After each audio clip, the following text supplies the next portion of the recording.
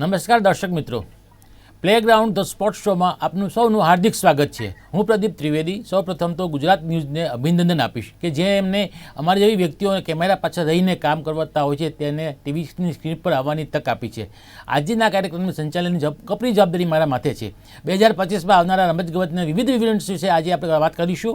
મારી સાથે Gujarat news સ્પોર્ટ્સના editor Shri અશોકભાઈ મિશ્રી તથા સ્પ્રિન્ટ એથ્લેટ્સના તૈયાર કરનાર એથ્લેટ્સ જોસેફ સેબેસ્ટિયન મારી સાથે છે. તેમની સાથે ચર્ચા શરૂ કરીએ તે પહેલાં આપણે એક રિપોર્ટ જોઈએ.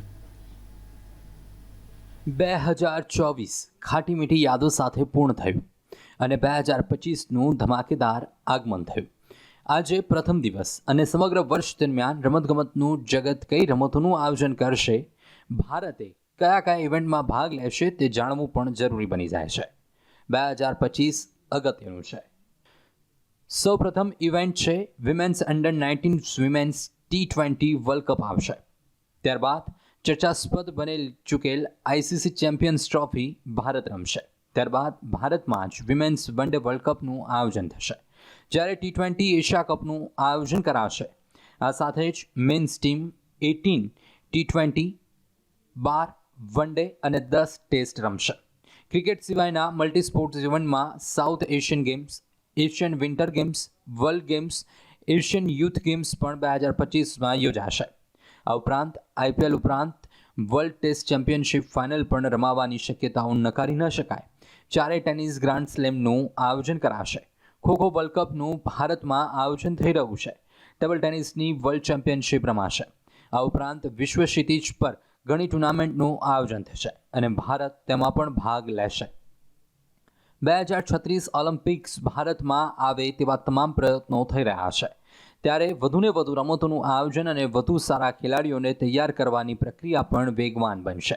ક્રિકેટમાં બની શકે કે રોહિત શર્મા અને વિરાટ કોહલી વિનાનું ક્રિકેટ આ વર્ષ દરમિયાન જોવા મળી શકે.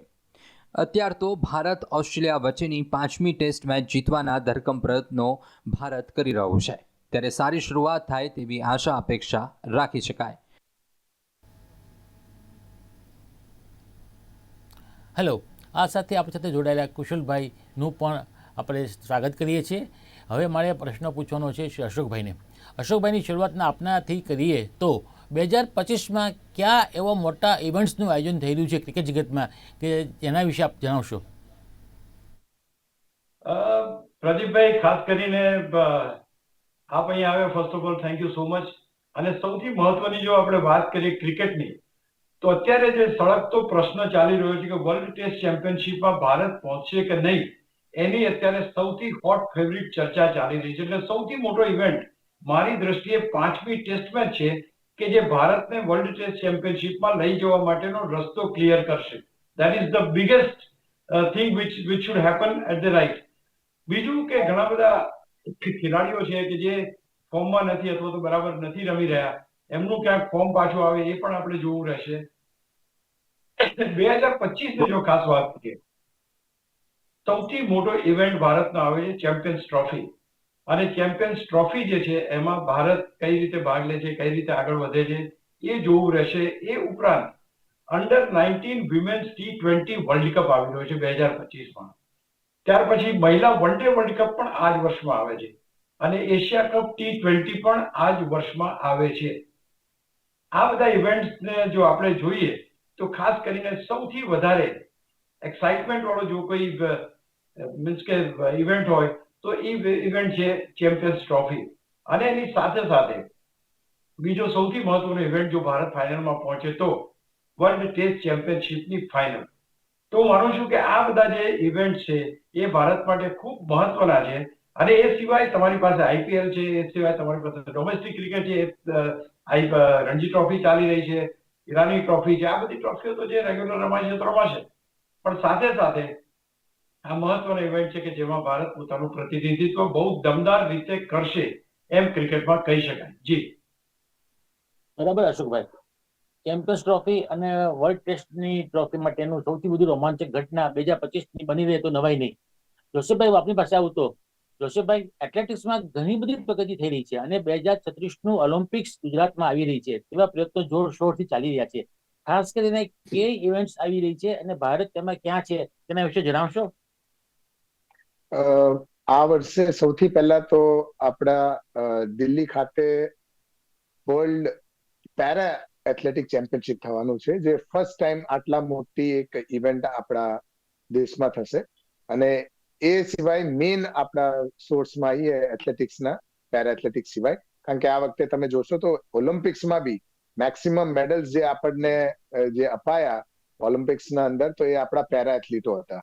એ પછી કોઈ બી ક્ષેત્રના હોય, તો એથ્લેટિક્સના અંદર ખાસું સારી રીતે એ રીતે પ્રગતિ થાય છે.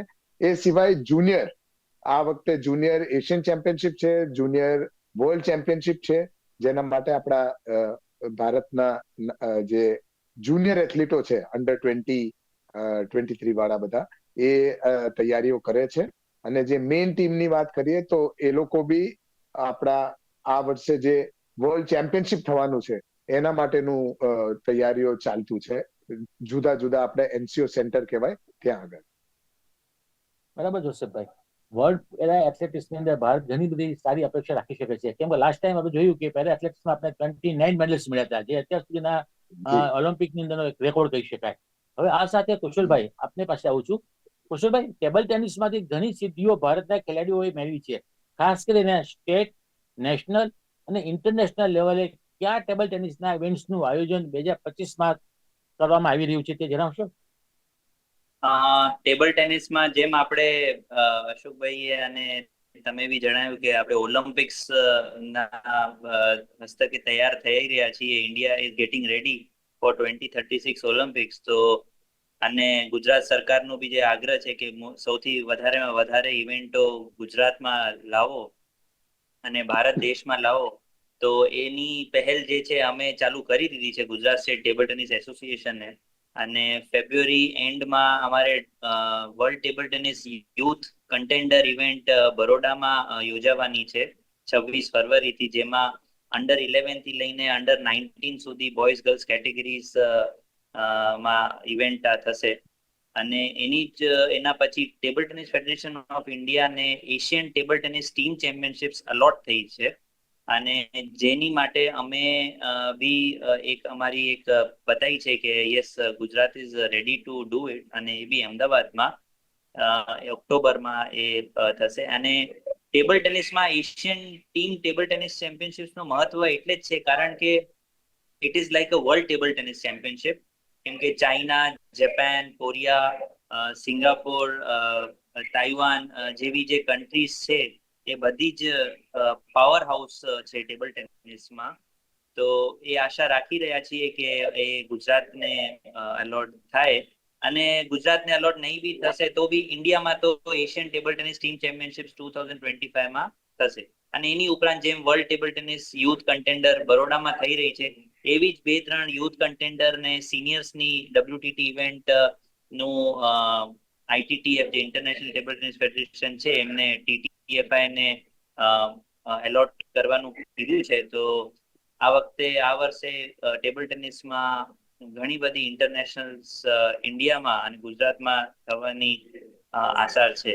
અને એની સાથે જ આપણે જેમ વાત કરી રહ્યા છીએ તો 3 જાન્યુઆરીથી 11 જાન્યુઆરી બરોડામાં જુનિયર યુથ નેશનલ ચેમ્પિયનશિપ્સનું આયોજન કરવામાં આવે છે. અને 19 જાન્યુઆરીથી 26 જાન્યુઆરી સિનિયર નેશનલ ટેબલ ટેનિસનું આયોજન કરવામાં આવે છે સુરતમાં, જે ફર્સ્ટ ટાઈમ સ્ટેટમાં થશે. જેમાં જેટલા બી આપણા ઓલિમ્પિયન્સ હતા, શરદ કમલ, મનિકા બત્રા, શ્રીજા અકુલા, હરમિત દેસાઈ, એ બધા ભાગ લેશે. અને પેરા નેશનલ્સ બી આ વખતે ગુજરાતમાં થવાની છે માર્ચ મંથમાં. સો ગુજરાતમાં ખાસી બધી ટેબલ ટેનિસની ઇવેન્ટ્સ છે. બહુ સરસ વાત કરી કુશલભાઈ કે ટેબલ ટેનિસમાં ગુજરાતનું બહુ જ મહત્વ રહેલું છે. અને પહેલી વખત ઓલિમ્પિકની અંદર ગુજરાતના 2 ખેલાડીઓ હરમિત દેસાઈ અને માનવ ઠક્કર પસંદ થયા હતા. તે એક ગૌરવની બાબત હતી. એટલું જ નહીં, પણ મનિકા બત્રાએ તો ઓલિમ્પિકની અંદર 16 સુધી એને દેખાવ સારો બધો કર્યો હતો અને સારી રીતે એનું પોતાનું પ્રદર્શન કર્યું હતું. અને આટલી બધી સ્ટેટમાં જે રમાશે ટેબલ ટેનિસની સ્પર્ધાઓ, તો કોઈ શંકાને સ્થાન નથી કે ગુજરાતના અને ભારતના ખેલાડીઓને સારામાં સારી તક મળશે. તો અશોકભાઈ, ક્રિકેટમાં ભારત ક્યાં છે ને કયા ખેલાડીઓની નિવૃત્તિ 2025માં આવી શકે છે તે વિશે જણાવશો? વેલ પ્રદીપભાઈ, આપ પણ વિદ્વાન છો આ વિષયના, તે છતાંય ભારતની ટીમની જે અત્યારનું પ્રદર્શન છે ખાસ કરીને બાંગ્લાદેશની શ્રેણી આપણે જીત્યા અને ત્યાર પછી ન્યુઝીલેન્ડ સામેની શ્રેણી 3-0 હાર્યા. હું માનું છું કે ત્યાં આગળ ભારતીય ક્રિકેટ અથવા તો જે ખેલાડીઓ રમી રહ્યા છે એમની માનસિક સ્થિતિ જે છે એ અત્યારે એટલી બધી એસ્ટાબ્લિશ નથી થઈ કે જે જીત મેળવી શકે. ત્યાર પછી નો ડાઉટ કે આપણને ઓસ્ટ્રેલિયામાં પહેલી ટેસ્ટ મેચમાં જીત મળી, બટ આપણે જે આગળ ત્યાર પછી જે પ્રદર્શન કન્ટિન્યુ કરવું જોઈએ અને ખાસ કરીને જે ટોચના ખેલાડીઓ છે, ભલે પૂછડ્યા ખેલાડીઓ સારું રમ્યા અને ભારત જીત્યું પણ ખરું, સારી રીતે પ્રદર્શન પણ કર્યું, પણ ટોચના ખેલાડીઓની નિષ્ફળતા ભારત માટે સૌથી મોટો એક ખતરો કહી શકાય. આગામી જે કંઈ રમવાનું છે ક્રિકેટ એમાં હવે જ્યારે તમે સતત નિષ્ફળ જાઓ, ખાસ કરીને હું 2 ખેલાડીઓની વાત કરીશ, રોહિત શર્માજી અને વિરાટ કોહલી છે. આ બંને બેટ્સમેન તમામ જવાબદારીઓ, બહુ સારા બેટ્સમેન છે, દિગ્ગજ છે, મોટા રેકોર્ડ છે, બધું બરાબર, પણ જ્યાં સુધી ભારતને વર્લ્ડ ટેસ્ટ ચેમ્પિયનશિપની ફાઇનલ રમવામાં એમની ઇનિંગની જરૂર છે ત્યારે આ ખેલાડીઓ જેમ કહેવાય ને કે દશેરાને દાડે ઘોડું દોડતું નથી એ પ્રકારનું પ્રદર્શન કરી રહ્યા છે, જે ભારત માટે એક આઘાતજનક છે. ભલે આપણે બહાર જ્યારે જઈએ ત્યારે આપણું પ્રદર્શન એટલું સારું નથી હોતું, પણ આ એ ટીમ છે કે જે ટીમે છેલ્લી 2 વાર ઓસ્ટ્રેલિયાનો પ્રવાસ કર્યો છે અને છેલ્લી બંને વાર ઓસ્ટ્રેલિયાને ઓસ્ટ્રેલિયામાં હરાવ્યું છે. It is not that India cannot do it, પણ અત્યારે આ થઈ રહ્યું નથી. હવે તમે જે વાત કરીએ આપણે જોઈએ તો રોહિત શર્મા એક પહેલો એવો ખેલાડી છે કે મારી દ્રષ્ટિએ he is most uncomfortable person as far as cricket is concern અત્યારે. તો એની નિવૃત્તિની વાતો થઈ શકે છે કે ભાઈ છેલ્લી ટેસ્ટ મેચ એની નિવૃત્તિની હોઈ શકે એવી વાતો અત્યારે ચાલી રહી છે. વિરાટ કોહલી લંડનમાં સેટલ થવાના છે, એની પણ આ છેલ્લી હોઈ શકે એવી પણ વાતો ચાલી. But still let me tell you કે વિરાટ કોહલી પાસે હજુ ક્રિકેટ બચેલું છે, એટલે આપણે એના જે રિસોર્સિસ છે અથવા તો એની જે શક્તિ છે એ શક્તિનો બરાબર ઉપયોગ કરવો જોઈએ, પણ એના માટે એને ફોર્મમાં આવવું તો જરૂરી બનશે. બીજો આપણો ખેલાડી જસપ્રીત બુમરાહ છે. જસપ્રીત બુમરાહ એક ભારતનો હીરો છે. આ હીરાને ચમકતો રાખવા માટે એની પાસેથી સ્ટેગર્ડ મેનરમાં કામ લેવું પડશે. એની પર બધો જ લોડ તમે નાખી દેશો, આઈપીએલ પણ એ રમશે, T20 પણ એ રમશે, વન ડે પણ રમશે, ટેસ્ટ મેચ પણ રમશે, તો કદાચ આ હીરો આપણે એક વર્ષ દરમિયાન ખોઈ બેસીએ. એટલે હું માનું છું કે બીસીસીઆઈ ચોક્કસ આની ઉપર પ્રયત્નો કરતા હશે અને આ ખેલાડીને બચાવવાનું એક કપરું કામ છે. નવા ખેલાડીઓ નો ડાઉટ કે આપણા સારા આવી રહ્યા છે, પણ એ ક્યારે ટેસ્ટ ક્રિકેટમાં સેટલ થશે એ માનવાનું બહુ અઘરું છે. બીજું સૌથી મહત્વની વાત એ છે કે વર્લ્ડ ટેસ્ટ ચેમ્પિયનશિપમાં ભારતનો પ્રવેશ. હવે તમારે પહેલી વસ્તુ તો 5મી ટેસ્ટ જીતવી પડે, ત્યાર પછી એ શક્યતાઓને આપણે એ કરી શકીએ. બીજું સૌથી મહત્વનો ઇવેન્ટ છે ચેમ્પિયન્સ ટ્રોફી. આપ જાણો છો કે વર્ષો સુધી આપણે ચેમ્પિયન્સ ટ્રોફી જીતી શક્યા નથી. This is the biggest task for any Indian captain. અત્યારે તો રોહિત શર્માની જાહેરાત કરી છે કેપ્ટન તરીકે, એટલે વી ટેક ઇટ ગ્રાન્ટેડ કે ભાઈ રોહિત શર્મા ચેમ્પિયન્સ ટ્રોફીમાં કેપ્ટન હશે. એની ઉપર જવાબદારી રહેશે કે જતા જતા ચેમ્પિયન્સ ટ્રોફી ભારતને અપાવતા જાય. બીજી એક સૌથી મહત્વની વાત અહીંયા કરવાનું મન થાય છે પ્રદીપભાઈ, 2023ના અંતમાં અથવા તો 2023માં ભારતના હાથમાંથી ફાઇનલ નીકળી ગઈ, વર્લ્ડ કપ આપણે જીતી ના શક્યા. ત્યાર પછી એક થોડીક નિરાશા વ્યાપી અને ખેલાડીઓ ડાઉન થયા. ત્યાર પછી આપણે જે પ્રમાણે T20 વર્લ્ડ કપમાં પુનરાગમન કર્યું, રોહિત શર્માને લોકોએ ખભે બેસાડીને ફેરવ્યો અથવા તો એનું એ કર્યું, એનું સન્માન કરાયું. હવે જો ક્રિકેટની વિચિત્રતા જુઓ કે અત્યારે એક લીન પીરિયડમાંથી પસાર થઈ રહ્યો છે, ત્યારે હવે ક્યારે નિવૃત્ત થશે એની લોકો વાતો કરી રહ્યા છે. એટલે આ એક બહુ જબરજસ્ત ફેઝ ઓફ ક્રિકેટ છે કે જેનો અનુભવ અત્યારે આ સિનિયર ખેલાડીઓ મારી દ્રષ્ટિએ કરી રહ્યા છે. પ્રદીપભાઈ બરાબર અશોકભાઈ, ક્રિકેટની અંદર સૌથી વધુ મહત્વની ઘટના એ છે કે દરેક બોલે દરેક ક્ષણે એને રમવું જ પડે. ગમે તેટલું મોટું નામ ધરાવતો હોય પણ જો રમી ન શકે તો ગમે એટલો મોટો ખેલાડી હોય, કોહલી હોય કે રોહિત શર્મા હોય કે બીજા કોઈ ખેલાડી હોય, જો પરફોર્મન્સ ના આપે તો લોકો એના વિશે વિચારવા માટે ક્યારે નિવૃત્ત થશે, અત્યારની જગ્યાએ બીજી કોણ વ્યક્તિ લાભ લેશે. એ તો જસપ્રીત બુમરાહનું પણ સરસ વાત કરી, એ બહુ સારામાં સારો ખેલાડી છે, એને પણ બચાવવા માટે ઘણી બધી સ્પર્ધાઓમાંથી એને દૂર રાખવો પડે તો તેની શક્તિનો ઉપયોગ આપણે કરી શકીએ. હવે જોસેફભાઈ, ગુજરાતમાં ખેલ મહાકુંભનું આયોજન બહુ ઝડપથી થઈ રહ્યું છે, તે માટે કયા કારણો એવા લાગી રહ્યા છે અને કેવી રીતે તૈયારી છે તે વિશે જણાવશો? એક તો આ મૂંઝવણ બધા જેટલા બી આપણા પ્લેયર્સો છે, કોચિસો છે, એ લોકોના મનમાં આ જ છે કે આ 2010માં સ્ટાર્ટ થયું હતું અને આ 2025મું છે.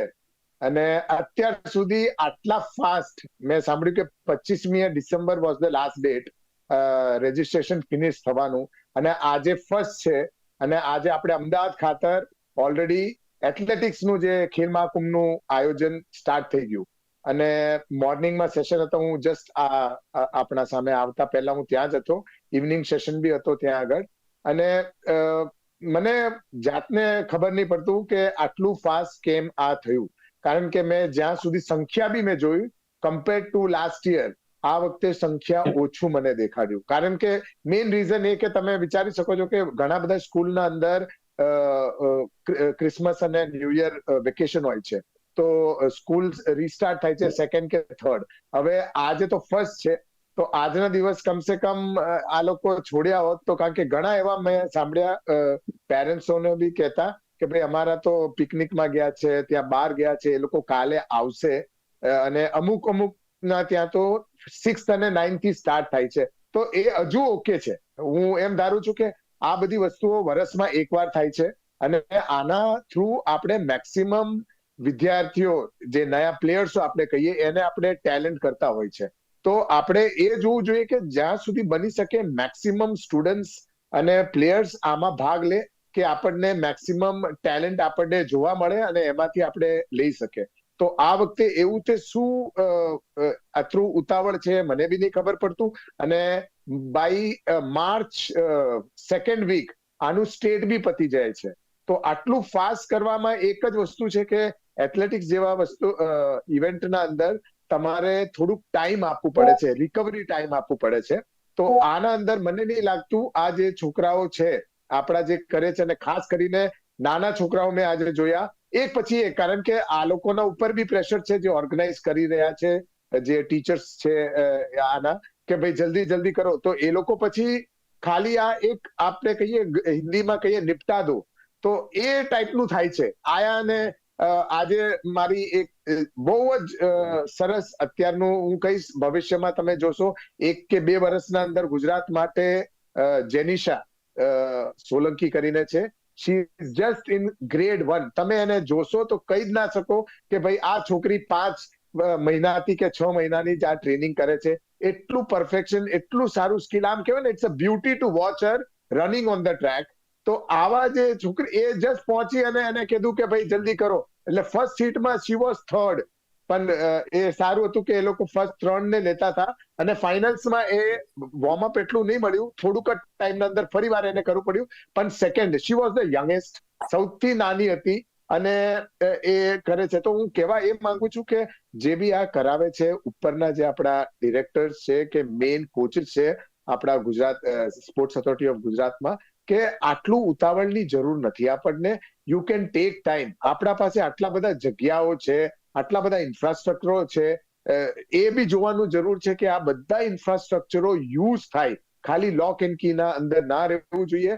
જેમ કે ગુજરાત યુનિવર્સિટીનું હું કહીશ ફરીવાર, ત્યાં આગળ નામચીન 2-3 અમારા જ છોકરીઓ છે જે ત્યાં કરે છે, જે ગુજરાત માટે નેશનલમાં મેડલ લાવે છે, એ સિવાય કોઈ કોચિસ કે કોઈ સ્ટુડન્ટ્સને ત્યાં એલાઉડ જ નથી. તો ગવર્મેન્ટ એને પે એન્ડ પ્લે તરીકે કરે, કે બધાને ચાન્સ મળવું જોઈએ, કારણ કે ઇન્ફ્રાસ્ટ્રક્ચર હોય અને એનું યુસેજ ના મળતું હોય, એ ઇન્ફ્રાસ્ટ્રક્ચર કોઈ કામનું નથી. અને આપણે તો ગુજરાતમાં 38માં ઓલિમ્પિક્સ લાવવાની વાત કરીએ છીએ, તો આ જે નાના નાના છોકરાઓ છે એ જ એ વખતે તૈયાર થશે. તો અત્યારથી એ લોકોને જ્યાં સુધી તમે એ તક ના આપો, એવા કોચિંગ ફેસિલિટી ના આપો, ત્યાં સુધી આપણે ખાલી જસ્ટ ઓન પેપર અને આ રીતે ચર્ચા જ કરી શકશું, બાકી એ હકીકતમાં એ પરફોર્મન્સ લાવવું એ મુશ્કેલ રહેશે અને જોવું બી મુશ્કેલ રહેશે. ભાઈ આપની વાત બહુ સાચી કહી કે આ લોકો વચ્ચે એક પ્રકારનું કોર્ડિનેશન હોવું જોઈએ, ટાઈમિંગ માટેનું અને એથ્લેટિક્સનું આયોજન માટેનું. એ તમે કહ્યું એમ કે આટલી તારીખોની આસપાસ લોકો પહોંચી શકતા નથી, અમુક વેકેશનમાં છે અને અમુકને તાત્કાલિક કરવું પડે છે. જેનિશાનું પરફોર્મન્સ પણ ગયા વર્ષે સારામાં સારું રહ્યું જોવા મળ્યું હતું આપણે 2024માં પણ. એટલે આપણે ત્યાં સારી પ્રતિભાઓ છે, પણ તેને આગળ લાવવા માટે જોઈએ એવો સમય મળવો જોઈએ, ઇન્ફ્રાસ્ટ્રક્ચર યોગ્ય રીતે મળવું જોઈએ, તો ચોક્કસ આપણે બીજા 36થી ઓલિમ્પિકમાં ગુજરાતના ખેલાડીઓને ઓલિમ્પિકમાં વિજેતા થતા જોઈ શકીએ. અશોકભાઈ, આપને એક છેલ્લે પૂછવાનું કે આ ક્રિકેટની અંદર હવે આપને ફ્યુચર કેવું લાગે છે ભારતનું? ભારતનું ક્રિકેટનું ભવિષ્ય તો સારું છે જ. અત્યારે જે રીતે ખેલાડીઓ આવી રહ્યા છે, જે રીતે બેન્ચ સ્ટ્રેન્થ પર ખેલાડીઓ આપણે જોઈ રહ્યા છે, એ તો ચોક્કસ સારું છે જ. પણ આનું કન્ક્લુડિંગ રિમાર્ક હું કુશલભાઈ પાસેથી લેવા માંગીશ કે ગુજરાતના કયા એવા ખેલાડીઓ છે કે જે નેશનલ અને ઇન્ટરનેશનલ ફલક ઉપર શાનદાર પ્રદર્શન કરશે. કુશલભાઈ. ટેબલ ટેનિસમાં તો આપણે તો 3 સ્ટાર ખેલાડી છે જ ઓલરેડી, હરમિત અને માનવ માનુષ, અને સાથે સાથે જે અત્યારે હરમિતના વાઇફ છે કૃતિકા સિન્હા રોય, એક કહીએ કે કમબેક કરી રહ્યા છે, કારણ કે કોવિડ પહેલાની જે 3 સિનિયર નેશનલ ચેમ્પિયનશિપ કન્ઝિક્યુટિવલી થઈ હતી, she was the runners up in 3 consecutive senior national championships in women singles. એના પછી કોવિડ પછી થોડુંક ડાઉન ફેઝ આવ્યો, બટ અત્યારે જૂન જુલાઈમાં જે ઇન્ટરનેશનલ ટુર્નામેન્ટ થઈ હતી એમાં એમને મેડલ આવ્યો, અને હરમિત જોડે મિક્સ ડબલ્સમાં ગોલ્ડ મેડલ આવ્યું. તો એ કમબેક કરી રહી છે, અને જુનિયર પ્લેયર્સ બી ઘણા છે, ઓઈશિકી જોરદાર, ફિલ્ઝા કાદરી, જે સારું પ્રદર્શન કરી રહ્યા છે, અને અમને આશા છે કે જુનિયર યુથ જે બરોડામાં ટુર્નામેન્ટ થવાની છે એમાં પ્રથા પવાર, રિયા જયસ્વાલ જેવા કંઈક મેડલ લાવે. આપણી વાત સાચી છે. આપણી પાસે ટેબલ ટેનિસના ઘણા સારા ખેલાડીઓ છે, અને સુરત તેનું હબ ગણાય છે, અને ગુજરાતમાં પણ ઘણા ખેલાડીઓ છે. તો આ સાથે આપણે 2025નો પ્રથમ દિવસનો નવા વર્ષની પ્રથમ સંધ્યાનો પ્રથમ સર્વની સાંજનો સ્પોર્ટ્સ શો આપણે અહીં પૂરો કરીએ છીએ. ફરી આપણે નવા વિષય સાથે, નવા ખેલાડીઓ સાથે મળતા છું. ત્યાં સુધી અમને રજા આપજો. નમસ્કાર.